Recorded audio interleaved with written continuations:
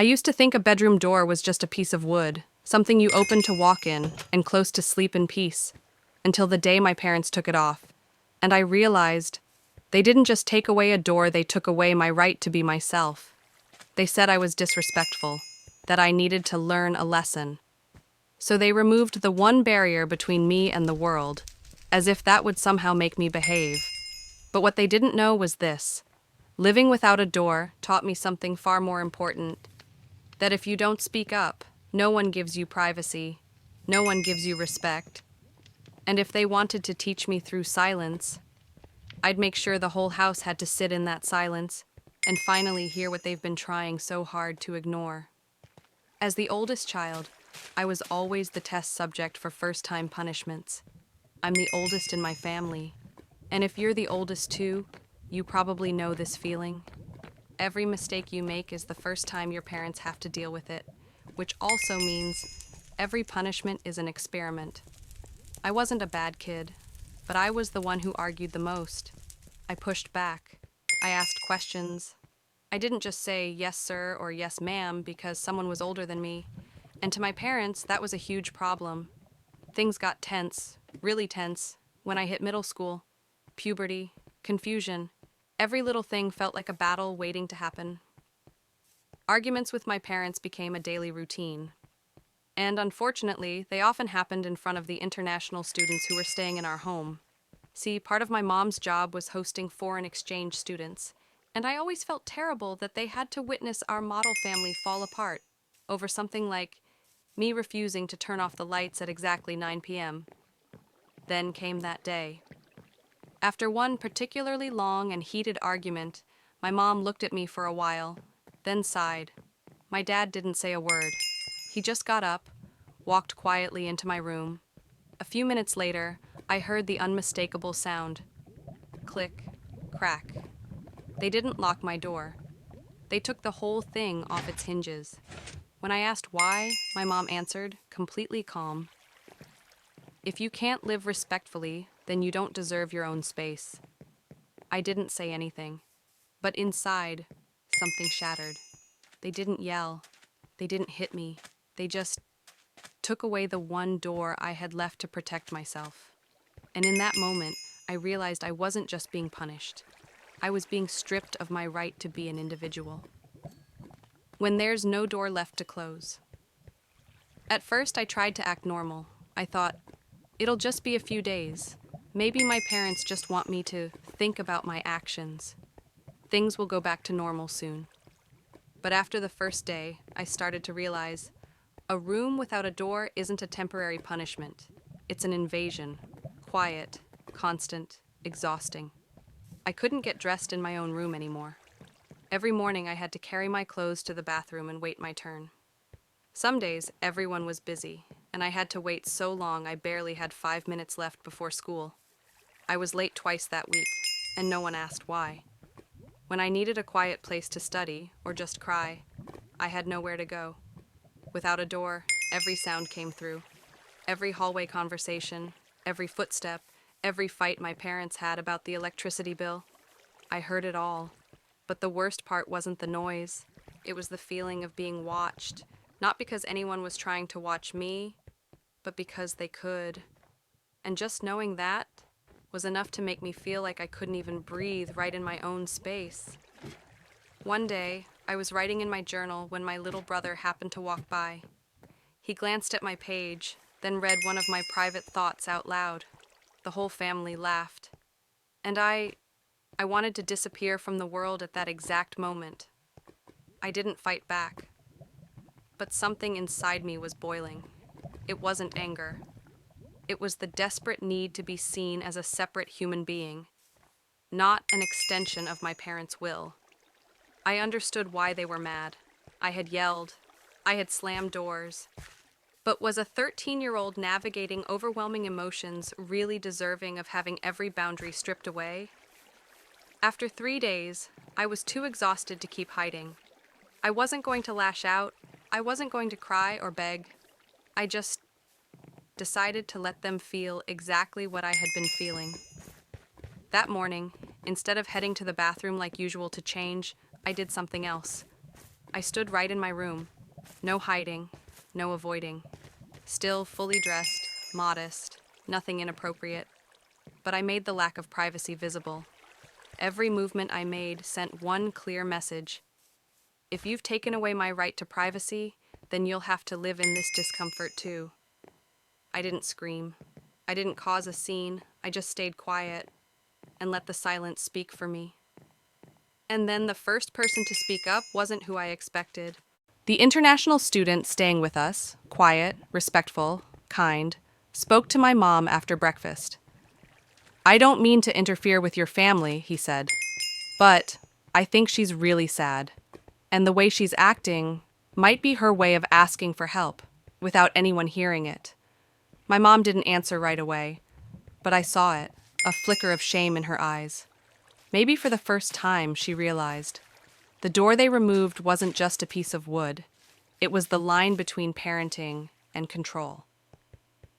When you're stripped of privacy, but choose not to be a victim. I'm not sure when exactly the feeling of hurt turned into anger. Maybe it was the morning I was rushing to change in the bathroom and Dad knocked, telling me to hurry up. Maybe it was when my younger brother casually walked past my room and asked, "What are you doing? Why don't you just shut the door?" Or maybe it was when I lay curled up on my bed, trying to fall asleep, while the TV blared from the living room. And there was nothing I could do to shut the world out. But I remember the exact feeling. I was no longer a member of the family. I was a warning sign. A live demonstration. A child who needed to be controlled. My parents didn't hit me. They didn't yell or insult me. They just removed the only door in the house that allowed me to close off even a small piece of myself. And they thought that was safe, like removing the door would somehow make me less rebellious, less sarcastic, less moody. But what they didn't know was that this punishment had pushed me into a different place. A place where people have been stripped of their most basic rights, yet are still expected to act like everything is fine.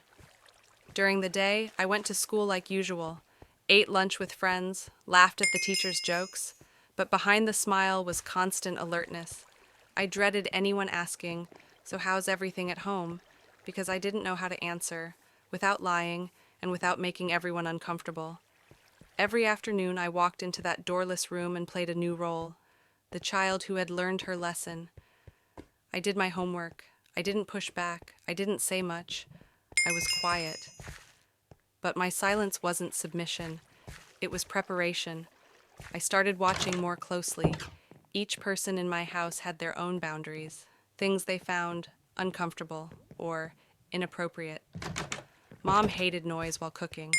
Dad got irritated if someone talked loudly on the phone. My little brother threw a fit if anyone touched his Lego sets. I noticed these things, not to mock them, but to understand how to resist. The right way. I didn't want to fight anymore. I didn't want to beg for my door back. I didn't want to be the victim in their story. I wanted to become a mirror. If they believed my door was a privilege that needed to be taken away so I could learn respect, then I would show them what happens when a child no longer has anywhere left to close herself off. That morning, I woke up earlier than usual. I waited until everyone was busy, in the living room, the kitchen, the hallway, and then I did something I never would have dared before. I changed my clothes, right there in my room. No door, no shield, nothing but an eerie calm. I slipped on a clean t-shirt, then a jacket. Nothing revealing, nothing designed to provoke. But I didn't hide either. I knew someone might see. I knew someone would feel uncomfortable. And I wanted that, not to retaliate, but so they could finally feel what I had been forced to feel for days. The morning passed without incident, but during breakfast, Mom looked at me, a little hesitant. "Did you change in your room?" she asked. I nodded. "Yeah, I didn't have time to wait for the bathroom." No one said anything else, but the air at the table shifted. It wasn't the cold silence of punishment anymore. It was something else. The awkward tension of adults realizing they may have gone too far. The first one to truly speak up wasn't Mom. It was the international student staying with us. After dinner, while everyone was cleaning up, he walked over to my mom and said softly, but loud enough for me to hear. I think she's handling this really maturely, but maybe this punishment is making things more tense than it is helpful. Mom's face turned red. She didn't respond right away, just gave a small nod. That night when I went upstairs, I saw my dad standing at my doorway, a screwdriver in his hand. He was staring at the empty hinge on the wall. He didn't say a word, just looked at me for a moment, then started reattaching the door. I stood there, quiet. And in that moment, I didn't feel like I'd won, and I didn't feel like they'd lost. I just felt like something had been restored, not just my privacy, but a boundary, an acknowledgement, and maybe, just maybe, the beginning of trust, returning in small, quiet pieces. When silence isn't hiding anymore, it's healing. The door to my room was reattached quietly. No announcement, no official apology, no awkward, let's sit down and talk about what we've learned. And maybe it was that quietness that made it feel real. After days of living exposed, I stepped into my room, and for the first time, I closed the door. Click. The sound wasn't loud, but it sent a shiver through me. Not out of fear, but because my body had gotten used to having no boundaries. Getting that door back was like someone suddenly handing you an umbrella in the rain, and only then do you realize how long you've been shivering. I sat down on my bed, didn't turn on the light, didn't do anything, just sat in the dark, in the privacy I used to take for granted, had lost, and somehow won back in the most unexpected way. That evening, Mom didn't say much. She cooked dinner like usual, asked me a few simple questions. Got any tests tomorrow? What do you want for dinner this weekend? But for the first time in days, she wasn't trying to teach me anything. We spoke like there had never been a cold war quietly dragging between us. After dinner, when everyone had gone upstairs, I saw her walk past my room. She paused, then gently knocked. 3 times. Not to ask if she could come in, but more like a signal. I opened the door. She stood there holding a mug of warm milk. I opened my mouth to say something, but she beat me to it. I know, I'm not always right, but I'm learning. I looked at her. My eyes stung, not because of the milk, but because after all these years of being her child, this was the first time my mother didn't stand above me as the one who always knows best. It was the first time she stood eye to eye with me, as 2 people trying to understand each other. From then on, things felt normal again, but it was a new kind of normal. I still did my homework, still had dinner with my family, still listened to my dad go on about school and grades, but I no longer felt watched. I wasn't interrupted every time I tried to express myself. And most of all, my mom started knocking before she entered my room. Just a small action, but for someone whose door had once been taken off, it was the biggest sign of respect. One night, I was studying when Dad walked in, out of habit, without knocking. I looked up. Dad, can you knock next time, please? He paused, surprised. Maybe not used to me asking for boundaries. Then nodded. Oh, right. I forgot. Sorry, kiddo. I smiled. Not the kind of smile that says, it's okay, never mind, but a real one. Because I knew I had just protected a boundary without having to scream to be heard. I think everyone, at some point growing up, goes through a phase without a door. Maybe it's a lack of physical space. Maybe it's a relationship that controls you.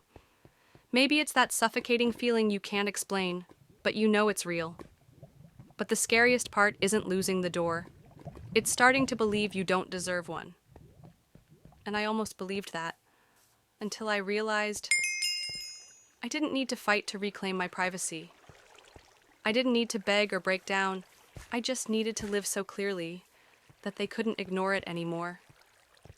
A week after the door was back, I sat down and wrote the whole story in my journal, not as a victim, not as someone who won, just as someone who finally understood. There are boundaries that, if you don't set them yourself, no one else will. The door was a symbol, But maturity is knowing when to open it and when to close it.